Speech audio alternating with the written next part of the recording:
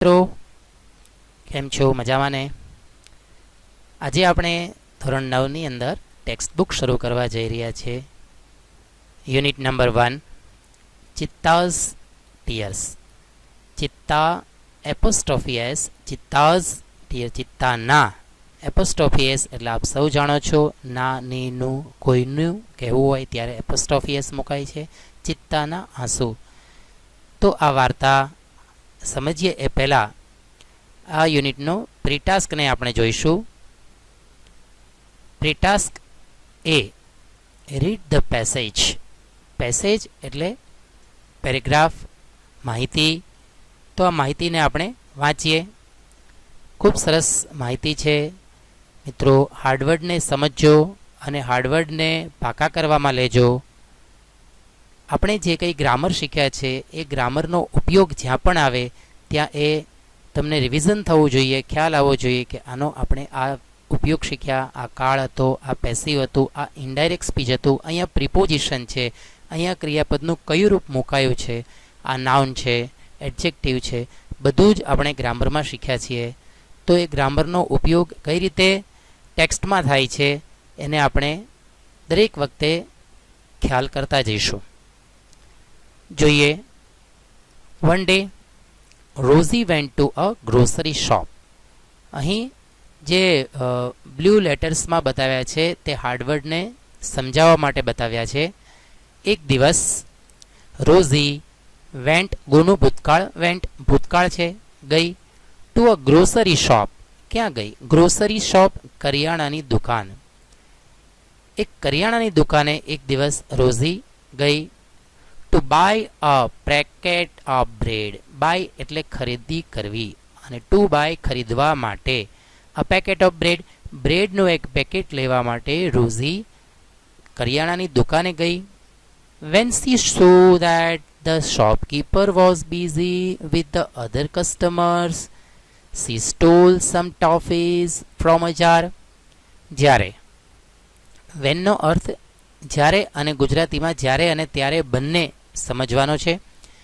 જ્યારે તેણીએ જોયું કે, સીનું ભૂતકાળ સો, તેણીએ જોયું કે ધ શોપકીપર દુકાનદાર, વોઝ બિઝી, બિઝી એટલે વ્યસ્ત હતો, વોઝ એટલે હતો, વ્યસ્ત હતો, વિથ ધ અધર કસ્ટમર્સ, અધર એટલે બીજા, કસ્ટમર્સ એટલે ગ્રાહકો, બીજા ગ્રાહકોમાં તે દુકાનદાર વ્યસ્ત હતો તેવું જ્યારે તેણીએ જોયું ત્યારે સી સ્ટોલ, તેણીએ સ્ટીલનું ભૂતકાળ સ્ટોલ, STEAL, સ્ટીલ એટલે ચોરી કરવી, એનું ભૂતકાળ છે STOLE.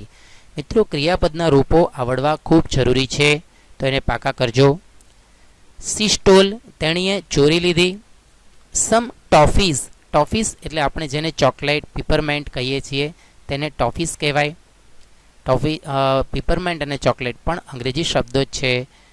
તેણીએ ફ્રોમ અ જાર, જાર એટલે બરણી, કાચની બરણીમાંથી કેટલીક ટોફી લઈ લીધી, પૂછ્યા વગર લીધી એટલે અહીં સ્ટોલ શબ્દ વાપર્યો છે, ચોરી લીધી. When she got back home, when એટલે જ્યારે, ગેટ બેક એટલે કે પાછા આવવું, કમ બેક, ગેટ બેક એટલે કે પાછા આવવું, કમ બેક એનું ભૂતકાળ ગોટ બેક. જ્યારે તેણી ઘરે પાછી આવી, હર મધર આસ્ક્ડ હર, તેણીની મમ્મીએ તેને પૂછ્યું. Her mother asked Har from where, from where એટલે ક્યાંથી, વેર એટલે ક્યાં અને ફ્રોમ વેર એટલે ક્યાંથી.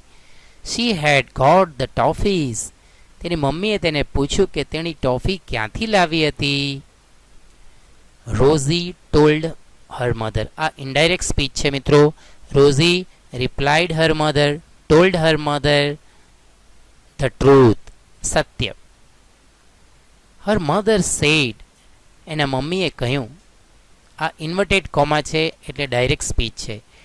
ઇટ ઇઝ, આ ઇટ્સ છે, આ એપોસ્ટ્રોફી એસ, આ ચિત્તાઝમાં એપોસ્ટ્રોફી એસ છે એ નથી, પણ અહીં ઇટ ઇઝનું ટૂંકું કરવા માટે ઇટ્સ આ રીતે લખાય છે. It is really very bad to steal. Bad એટલે ખરાબ મિત્રો. BED બેડ એટલે પથારી અને BAD બેડ એટલે ખરાબ. રિયલી ખરેખર એ બહુ ખરેખર ખરાબ કહેવાય two steel ચોરવું.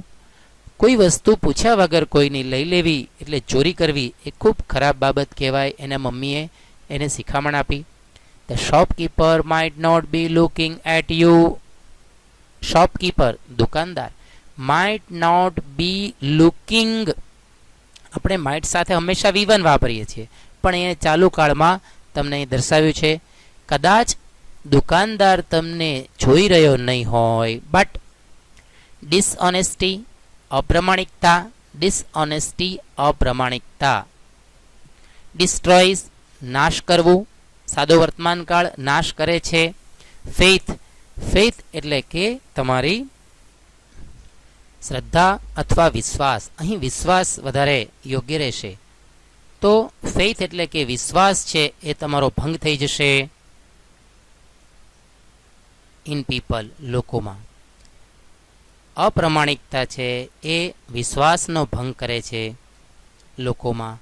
So one should never steel અ લાય ઓર લાય. ઓર એટલે અથવા. વન એટલે અહીં કોઈ એક નહીં પણ દરેક વ્યક્તિએ.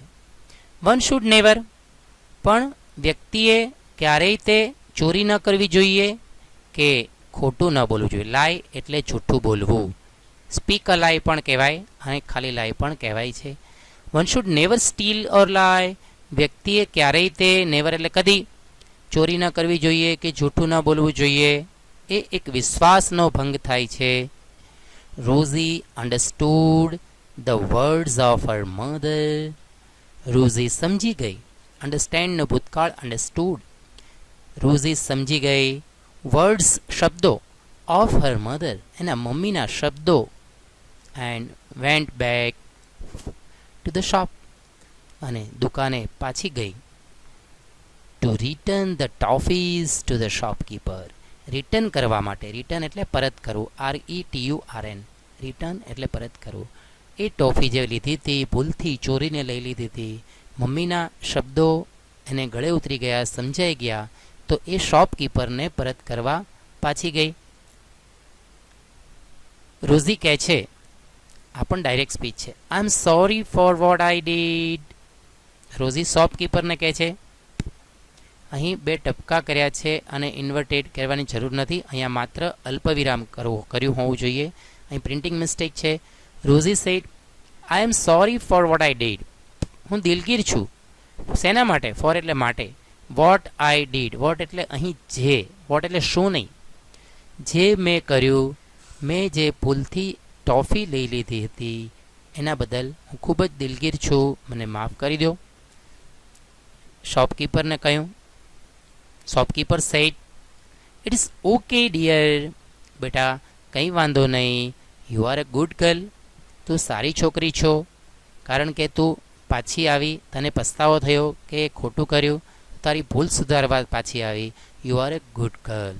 તો અહીં આ એક પ્રી ટાસ્કમાંથી આપણને પ્રમાણિકતા શીખવા મળે છે. મિત્રો, જીવનમાં હંમેશા આપણે પ્રમાણિક રહેવું જોઈએ દરેક તબક્કે. એવું જ અહીંયા કહ્યું છે, collect stories or incident on importance of honesty and share them in the class.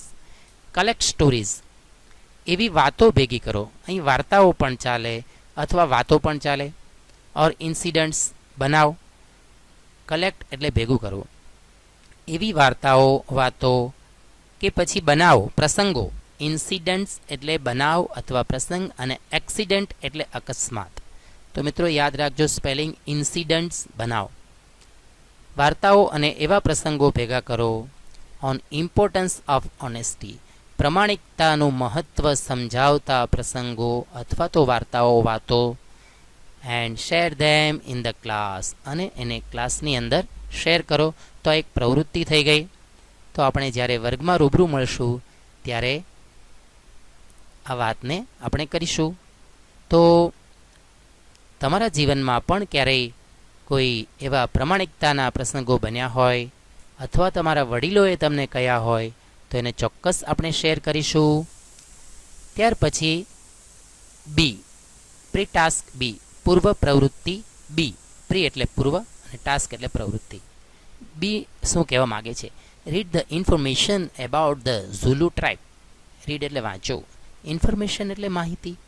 About the Zulu tribe. ઝુલુ નામ છે અને ટ્રાઇબ આદિવાસીની જાતિ છે. ટ્રાઇબ એટલે આદિજાતિ. ઝુલુ આદિજાતિ વિશેની નીચેની ઇન્ફોર્મેશનને રીડ કરો. તો અહીં છે લોકેશન. લોકેશન એટલે કે જગ્યા, સ્થળ ક્યાં આવેલી છે. KwaZulu Natal province of South Africa. Province એટલે પ્રદેશ. પોપ્યુલેશન એટલે વસ્તી 9.2 મિલિયન.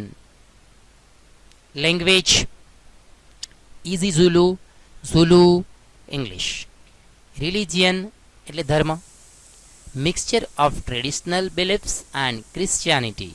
રાઇટ્સ એટલે વિધિ અથવા ઉત્સવો. Birth, poverty, marriage and death. જન્મ, તરુણાવસ્થા, પોવર્ટી તરુણાવસ્થા, મેરેજ લગ્ન અને ડેથ મૃત્યુ. આ બધી વિધિઓ ઉજવાય છે. ક્લોધિંગ કપડાં પહેરવા. કેવા પહેરે છે? બીડ્સ મણકા. આમાં બેશું એ ત્યાંની ભાષાનો કોઈ શબ્દ છે. ગોટ સ્કીન બકરીનું ચામડું. સ્કીન બેન્ડ બકરીના ચામડાનો પટ્ટો. એન્ડ ઇઝીટવાડા ઇઝીટવાબા એ પણ ત્યાંની ભાષાનો કોઈ શબ્દ છે. ફૂડ કેવું ફૂડ એ લોકો લે છે? Vegetables and fruits. Boiled meat રાંધેલું માંસ. બોઇલ્ડ એટલે ઉકાળેલું થાય, અહીં રાંધેલું માંસ. ગ્રેઇન્સ અનાજ અને ઇન્સેક્ટ્સ એટલે જંતુઓ.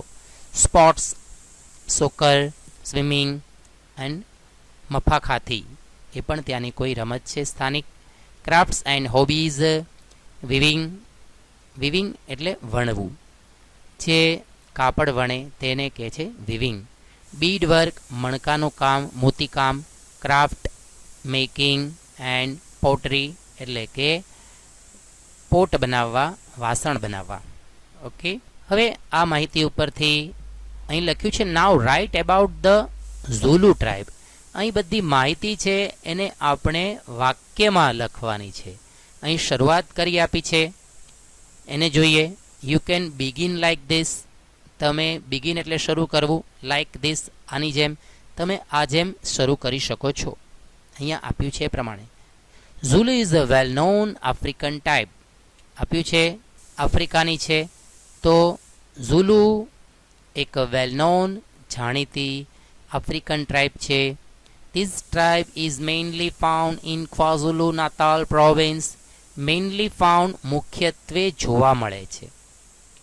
આ જાતિ મુખ્યત્વે ક્વાઝુલુ નાતાલ પ્રદેશમાં જોવા મળે છે. એ તમને અહીંથી માહિતી મળી જશે. ત્યાર પછી પોપ્યુલેશન વિશે આપણે વાક્યને આમાં ઉમેરવાનું છે. તો પોપ્યુલેશન 9.2 મિલિયન છે. તો એને આપણે ઇંગ્લિશમાં વાક્ય ઉમેરવું હોય તો આ રીતે કરી શકાય. The population of the tribe is about 9.2 million. Language તો આ 3 લેંગ્વેજ બોલાય છે. ઇઝીઝુલુ, ઝુલુ એન્ડ ઇંગ્લિશ.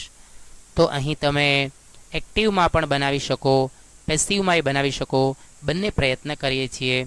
તેઓ બોલે છે એવું કહેવું હોય તો they speak isiZulu, Zulu and English languages.